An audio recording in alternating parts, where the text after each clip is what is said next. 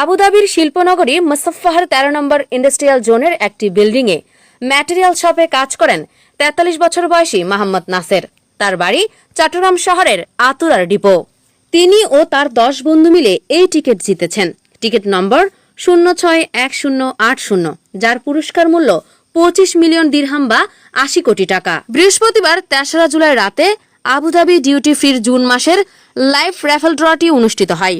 এটি ছিল বিগ টিকিটের ২৭৬তম ড্র।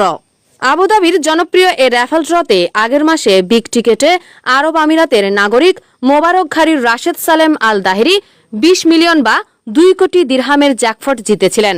এবারের ২৭৬তম ড্রর সাপ্তাহিক ই ড্রতে আরেক বাংলাদেশি প্রবাসী মোহাম্মদ চৌধুরী ১.৫ লাখ দিরহাম জিতেন।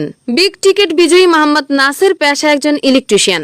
বিগত ১২ বছর যাবৎ তার বন্ধুদের সাথে টিকিট কিনছিলেন, এটা ভেবে যে একদিন না একদিন তিনি জয়ী হবেন। জয়ের পর বিগ টিকিটের সঞ্চালক রিচার্ড ও ভুসরার কাছে প্রতিক্রিয়া ব্যক্ত করতে যেয়ে তিনি বলেন, আজ আমার স্বপ্ন পূরণ হলো। আমার সারা গা কাঁপছে। এখনো বিশ্বাস করতে পারছি না যে আমার জীবনে কি ঘটে গেছে। বিগ টিকেটের ১০ বন্ধুর মধ্যে আরেকজন হলেন মোহাম্মদ সরোয়ার। তার গ্রামের বাড়ি ফটিকছড়ির পূর্ব সোয়াবিলে, তবে এখন থাকেন চট্টগ্রামের মুরাদপুরে। গ্রুপের সদস্যদের মধ্যে কারো বাড়ি ফটিকছড়ির মাইজভান্ডার, ফরহাদাবাদ, কারো রাউজান, এমনকি কারো কুমিল্লায়ও। সবাই স্বল্প আয়ের প্রান্তিক পর্যায়ের প্রবাসী। আজ তারা রাতারাতি কোটিপতি, তবে কেউই দেশের অথবা আমিরাতের মূলধারার মিডিয়ায় নিজেদের ছবি বা বিস্তারিত তথ্য দিতে নারাজ। এর কারণ হিসেবে সরোয়ার পূর্বকোণকে বললেন, বুঝতেই তো পারছেন দেশের পরিবেশ পরিস্থিতি।